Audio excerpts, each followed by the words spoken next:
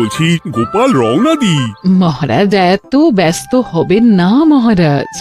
হ্যাঁ হ্যাঁ, তা মহারাজ, আপনাকে দেখে মনে হচ্ছে আপনি রাতে একটু ঘুমোননি। হ্যাঁ ঠিকই ধরেছ, তাছাড়া ঘুম হবে কি করে বলো, আমার বাড়িতে যে ছোট্ট রাজপুত্র আসছে। তা অবশ্য ঠিক, সেই কবে থেকে আমাদের নাতিকে দেখার জন্য আমরা বসে আছি। আচ্ছা গোপাল, তুমি এইবারে রওনা দাও, বেশি দেরি করো না, জাহাজ ঢুকবার সময় হয়ে এলো। আপনি কিচ্ছু চিন্তা করবেন না মহারাজ, আমি একদম সযত্নে আপনার নাতি ও বৌমাকে রাজপ্রাসাদে নিয়ে আসব। গোপাল, খুঁজে পেতে কোনো রকম অসুবিধে হবে না। মনে আছে রানীমা? এখন তাহলে আসি।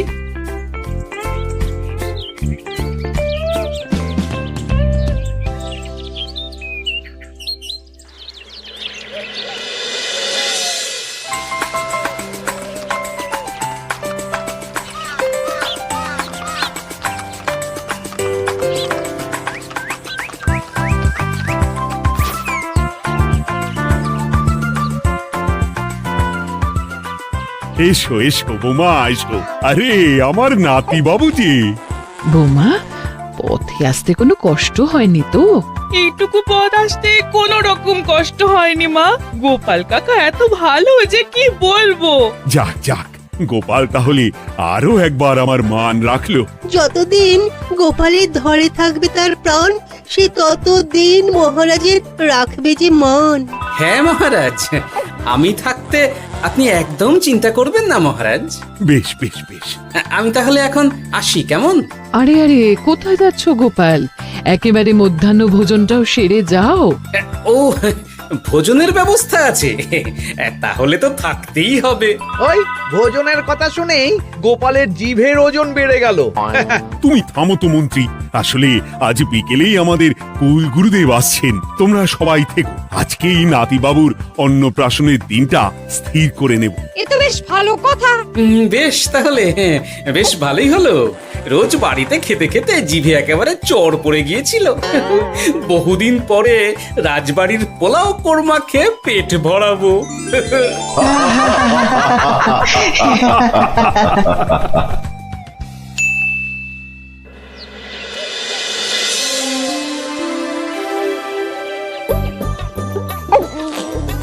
বাহ, তোদের নাতির তো ঢের উন্নতি হবে রে, খুব প্রতিপত্তি হবে, নাম যশ সব হবে, কোনো চিন্তা নেই। গুরুদেব, নাতির শরীর স্বাস্থ্য ভালো থাকবে তো? দেখ, এমনিতে খুব একটা কিছু অসুবিধা তো দেখছি না, তবে হ্যাঁ, সম্প্রতি একটা বড় সড়ো ঝড় বয়ে যাবে দেখা যাচ্ছে। কি সর্বনাশ গুরুদেব, এসব কি বলছেন, কথাটা কি সত্যি? আমি মিথ্যা বলি না, যা দেখলাম, ঈশ্বর আমাকে দিয়ে যা বলালেন তাই বললাম। তাহলে কি হবে গুরুদেব? এই বিপদ এড়াবার কি কোনো উপায় নেই গুরুদেব? ওরে, তোরা আমার পুরো কথাটা শোন, কথার মাঝেই যদি এত প্রশ্ন করতে থাকিস তাহলে আমি কিভাবে আমার কথাটা শেষ করব? হ্যাঁ, ক্ষমা করুন গুরুদেব, আপনি বলুন বলুন। শোন, ওর কপালে ঝড় থাকলেও সে ঝড় ঠিক কেটে যাবে, চিন্তা করিস না, ভগবান আছেন, উনি বিপদ ঠিকই কাটিয়ে দেবেন। যখন বিপদ চরম সীমায় পৌঁছে যায় তখন ঈশ্বর নিজে এসে আমাদের বিপদ মুক্ত করে। সত্যি গুরুদেব, ঈশ্বর নিজে আসেন? হ্যাঁ, নিজে আসেন। জয় গুরুদেবের জয়। গুরুদেব, এইবারে তাহলে আপনি একটা শুভ দিন বলে দিন, নাতি বাবুর অন্নপ্রাশনটা ধুমধাম করে দিতে হবে তো। আজকের পর থেকে ঠিক 3 দিন বাদে একটা খুব ভালো দিন আছে, ওই দিন তাহলে অন্নপ্রাশনের ব্যবস্থা কর। বেশ বেশ, তবে তাই হবে গুরুদেব, তাই হবে।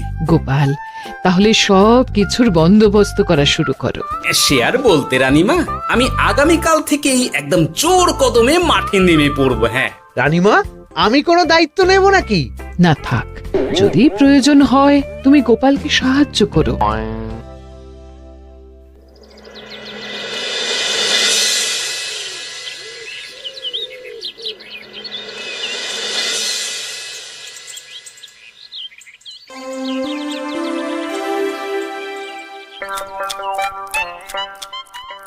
অপূর্ব হয়েছে রান্নাগুলো।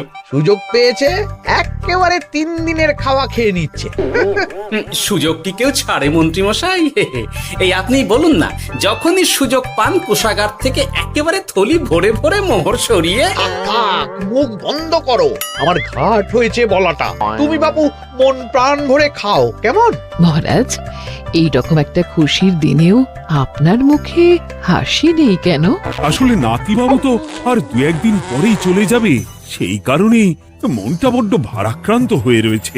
তা তো ঠিকই, আমাদের ছেলেটা আসতে পারল না, যাও বা নাতি এলো, তাও তো এই কটা দিন কি আনন্দেই না কাটলো।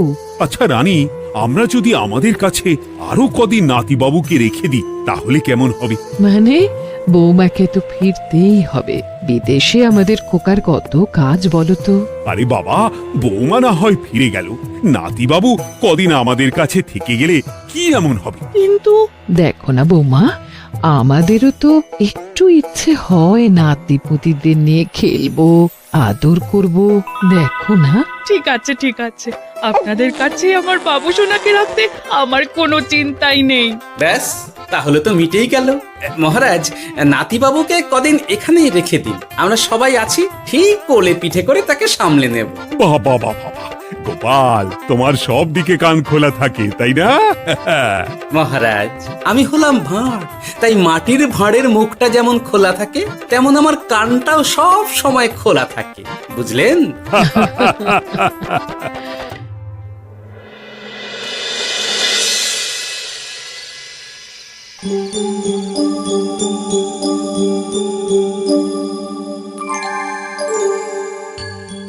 কি ব্যাপার মহারাজ, আপনি এখনো শোননি কেন? শরীর খারাপ করছে নাকি? না রানী, একটা কথা খুব ভাবাচ্ছে বুঝলে। কি কথা মহারাজ? এই যে সেদিন গুরুদেব বললেন না, যখন গভীর বিপদ আসে তখন ঈশ্বর নিজে আসেন বিপদে মোকাবিলা করার জন্য। হ্যাঁ মহারাজ, বললেন তো। আচ্ছা, ঈশ্বর কি বিপদে সত্যিই নিজে আসেন? কিন্তু তিনি নিজে তো বিশাল শক্তিধর, ক্ষমতাবান, তাহলে তিনি নিজে না এসে অন্য কাউকে পরিস্থিতির মোকাবিলা করতে পাঠান না কেন? মহারাজ, ঈশ্বর কখনো কখনো নিজেই হয়তো আসেন, অথবা কখনো কারো দ্বারা বিপদ খণ্ডন করেন। ব্যাপারটা খুবই সহজ মহারাজ। না না, কিন্তু আমার মনে হয়। মহারাজ, আপনার কি মনে হয় আমি জানি না, তবে আমার যা মনে হয় আপনাকে বলেছি। আগামীকাল একবার সভাসদদের প্রশ্নটা করতে হবে, দেখি তারা কি বলে। আগামীকাল সকালে আবার বৌমা ফিরে যাবে।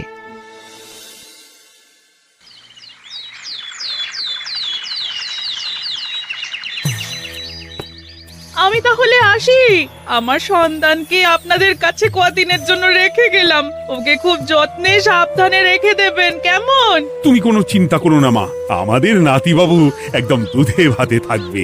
কদিন একটু দেশের মাটিটা চিনে নিক, তারপর না হয় আবার বিদেশে পাড়ি দেবে। এই বলো সোনা।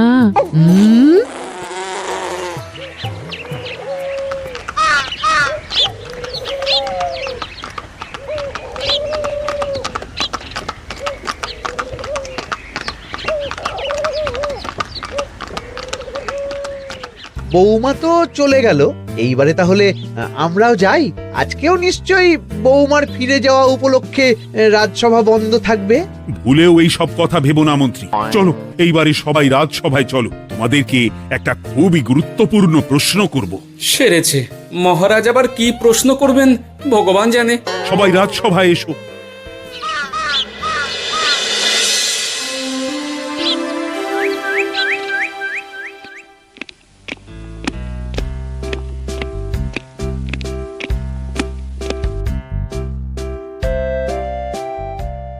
আচ্ছা, তোমরা সকলে বলো তো, ঈশ্বর কি সত্যি বিপদ খণ্ডনে এই ধরাধামে অবতীর্ণ হন? আচ্ছা, তাই যদি হয় তাহলে ঈশ্বর নিজে না এসে তার প্রতিনিধি হিসেবে অন্য কাউকে বিপদ খণ্ডন করতে পাঠান না কেন? হ্যাঁ হ্যাঁ, ঠিকই তো। কেন কেন, ঈশ্বর তো মহাশক্তিধর, উনি চাইলেই যা খুশি তাই করতে পারেন। মহারাজ, আমাদের যেমন ইচ্ছে হলে আমরা খাই দাই ঘুমাই ঘুরে বেড়াই, ঠিক সেই রকম ঈশ্বরেরও ইচ্ছা হয় নিজে নেমে এসে জগতের কল্যাণ করার। না না না, আমি কিন্তু আমার প্রশ্নের যথাযথ উত্তর পেলাম না। এই গোপাল, তুমি কিছু বলো না, একদম মুখে কুলুপ দিয়ে বসে আছো কেন? হ্যাঁ, না মহারাজ, মুখে কুলুপ দিয়ে নেই, আসলে খিদেতে পেটে ছুঁচো দৌড় দিচ্ছে। বেশি কথা বললে খাটনি হবে, আরো খিদে বাড়বে, তাই চুপ করে আছি আর কি। ইস, শুধু খাওয়া আর খাওয়া, সব সময় শুধু খাওয়ার চিন্তা। গোপাল, ছি, লজ্জা করে না?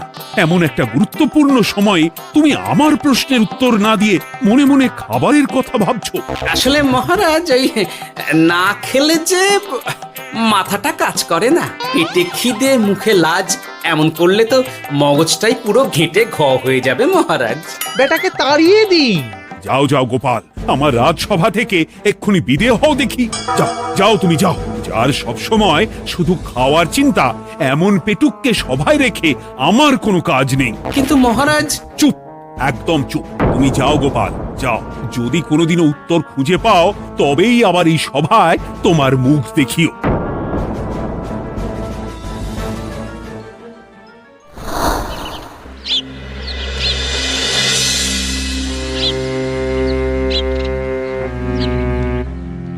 মহারাজ যে এমন সামান্য কারণে আমায় রাজসভা থেকে বার করে দেবেন ভাবতেও পারিনি। এখন কি যে করি, একে তো মাসের শেষ, সংসারে তুমুল টানাটানি। এক কাজ করি বরং, গিন্নিকে নিয়ে কদিন শ্বশুর বাড়ি চলে যায়, কদিন পায়ের উপরে পা তুলে আরাম করে আয়েশ করে দিন কাটাবো। হ্যাঁ, তাই করি।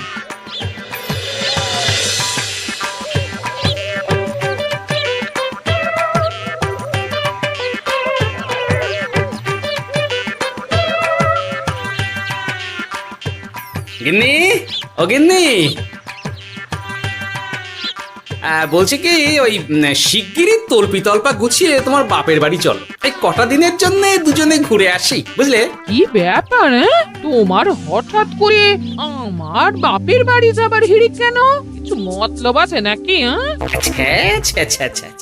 আমি না তোমার স্বামী? তুমি আমাকে এভাবে বেমক্কা মতলববাজ বলতে পারলে? হ্যাঁ, কোথায় আমি তোমার কথা ভেবে কথাটা বললাম, আর তুমি কি না আমায় স্বামী না স্বামী কে জানে? এই গত 3 মাস ধরে বাপের বাড়ি যাওয়ার কথা বলছি, তুমি তো তখন কানেই নিচ্ছিলে না, এখন হঠাৎ?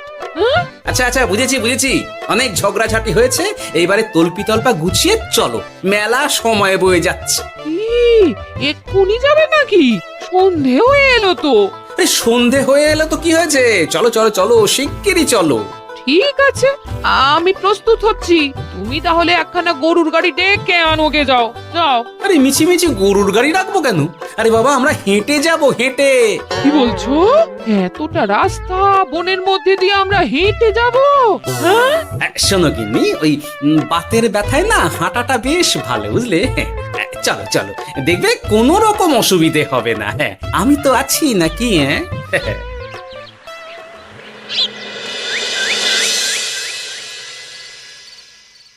বাবা, হ্যাঁ, বনটা বেশ ঘন।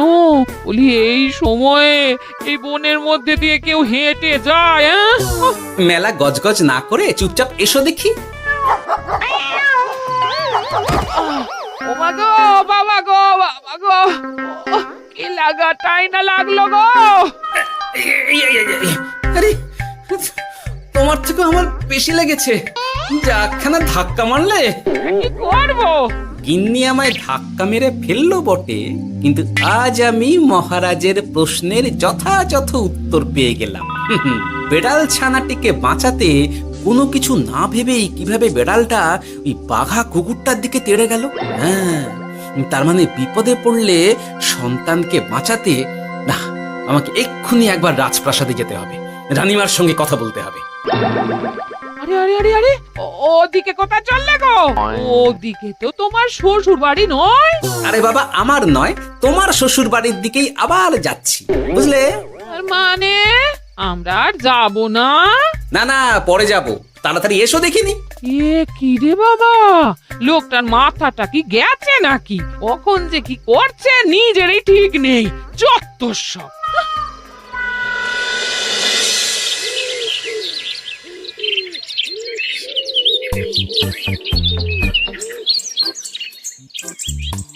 আরে গোপাল দাদা, তুমি এখন কি ব্যাপার গো?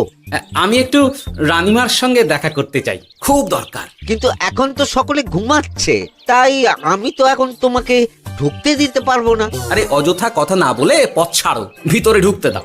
গোপাল দাদা, তুমি এই সময় ওই ঢোকার জন্য অহেতুক জেদ করো না। তাছাড়া আমি যতদূর জানি তোমায় তো মহারাজ তাড়িয়ে দিয়েছিলেন, তাহলে আবার বহাল হব, চিন্তা করো না। দয়া করে এখন ঢুকতে দাও। গোপাল দাদা। আহ পেয়াদা, এই এই কি ব্যাপার? এত হইচই কিসের? কি হয়েছে? রানীমা, আমি আপনার সঙ্গে একটু কথা বলতে চাই, বিশেষ দরকার আছে। এসো এসো, ভেতরে এসো। তাহলে মহারাজকে তোমার পরিকল্পনা মতো বাইরে নিয়ে যেতে পারলেই উনি ওনার প্রশ্নের উপযুক্ত জবাব পেয়ে যাবেন, বলছো? সে ব্যাপারে আপনি 100% নিশ্চিত থাকুন রানীমা। এখন আপনি শুধু আমার পরিকল্পনা অনুযায়ী মহারাজকে নৌকা বিহারে যেতে রাজি করান। তারপর কি হয় সেটা আপনি নিজেই সচক্ষে প্রমাণ পেয়ে যাবেন। তোমার উপরে আমার অগাধ আস্থা গোপাল।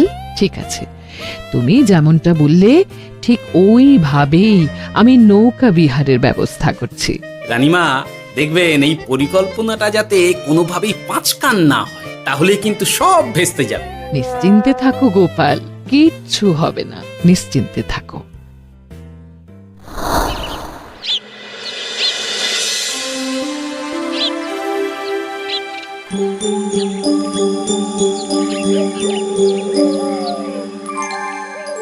মহারাজ আবার বেজার ভোগ করে গেছেন। কি করব, আমি এখনো যে আমার প্রশ্নের উত্তর খুঁজে পাইনি। এইভাবে আপনি আর কতদিন মুখ ভার করে বসে থাকবেন শুনি? কি জানি, কিছুই আর ভালো লাগে না যে।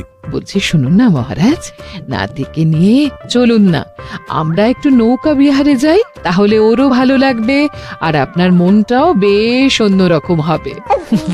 ঠিক আছে, তাহলে চলো একটু নৌকা বিহার করে আসি।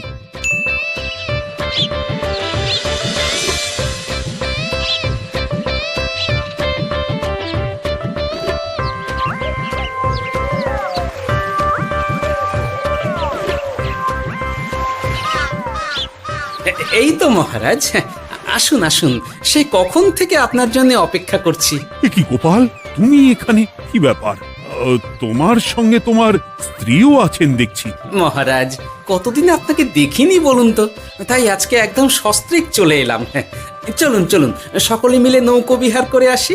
কিন্তু আমি তো তোমাকে তাড়িয়ে দিয়েছিলাম, তারপরেও তুমি। মহারাজ, অনেক তো হয়েছে, এখন এসব কথা ছেড়ে নৌকোতে টুকুস করে উঠে পড়ুন দেখি। কিন্তু মহারাজ অযথা দেরি করবেন না, চলুন উঠে পড়ুন।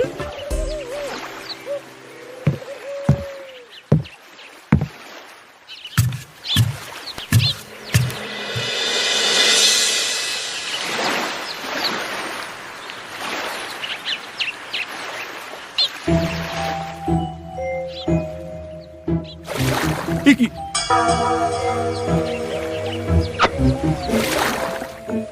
এই না,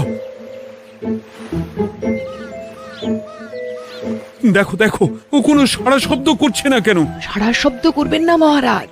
মানে এসব কি বলছো? এই পুটুলির ভেতরে তো আপনার নাতি নেই, এখানে নাতির বদলে রয়েছে একখানা খেলার পুতুল। এসব কি বলছো তুমি? এইটা যদি পুতুলি হয় তাহলে আমার নাতি বাবু কোথায়? হ্যাঁ, আপনার নাতি এইখানে একদম সুরক্ষিত অবস্থাতেই আছে। যাক বাবা, আমি যে কি ভয় পেয়ে গেছিলাম তার কি বলবো। কিন্তু রানী, তুমি আমার সঙ্গে হঠাৎ কেন এমন ছলনা করলে? হ্যাঁ, আমার কথাই মহারাজ। কেন? আসলে আমি আপনাকে এই ঘটনার মধ্যে দিয়ে আপনার প্রশ্নের আসল উত্তরখানা দিতে চেয়েছিলাম, তাই। গোপাল, কি বলতে চাইছো একটু খুলে বলো তো। আপনি জানতে চেয়েছিলেন যে ঈশ্বর যেহেতু বিশাল ক্ষমতাধর, তাই সন্তানের বিপদে তিনি নিজে না এসে অন্য কাউকেও তো তার প্রতিনিধি হিসাবে বিপদটা কাটাতে পাঠাতে পারেন।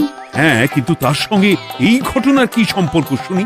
মহারাজ, পুতুলটি যখন জলে পড়ে গেল তখন আপনি সেটিকে নিজের নাতি ভেবেই একবারও কারুর জন্য অপেক্ষা না করে, নিজের প্রাণের তোয়াক্কা না করে নাতিবাবুকে রক্ষা করলেন। মহারাজ, আমরা ঈশ্বরের মানব সন্তান, ঈশ্বর আমাদের সকলের হৃদয়ের ভিতরে বসবাস করেন, তাই বিপদ হলেই তিনি ছুটে আসেন, কখনো নিজে, আবার কখনো বা কোনরূপ প্রতিনিধি মারফত। তাই ভবিষ্যতে আর কোনোদিনও ঈশ্বর সম্পর্কিত কোনরূপ সংশয় মনে রাখবেন না, কেমন? সাধু সাধু, ধন্য তোমার বুদ্ধি হে গোপাল। সত্যি যেভাবে তুমি একটা ঘটনার মধ্যে দিয়ে আমায় আমার প্রশ্নের উত্তরটা ব্যাখ্যা সমেত, তার কোনো তুলনা হয় না। তোমার যে আর কিভাবে প্রশংসা করব তাই ভাবছি। মহারাজ, আমার আর প্রশংসা না করে ওই পেট পুরে একটু ভালো মন্দ খাওয়ান তো দেখি, তাহলেই হবে, আর কিচ্ছু চাই না। আচ্ছা আচ্ছা, বেশ বেশ, তাই হবে। আগামী 7 দিন তোমার সস্ত্রীক সহ রাজবাড়িতে দুবেলা আহারের নিমন্ত্রণ থাকলো, কেমন? ব্যাস, আর কি চাই?